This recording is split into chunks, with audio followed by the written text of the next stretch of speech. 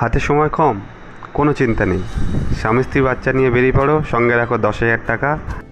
শিয়ালদা থেকে ট্রেন নিয়ে সোজা পৌঁছে যাও নিউ মাল জাংশন। তারপর একটা গাড়ি নিয়ে পাহাড়ি রাস্তা, কুয়াশা ঘেরা পথ দিয়ে এঁকে বেঁকে চলে যাও ঋষভ। আর ওখানে গিয়ে কী দেখবে সেটা নাই বা বললাম, নিজের চোখেই দেখে নাও তোমরা।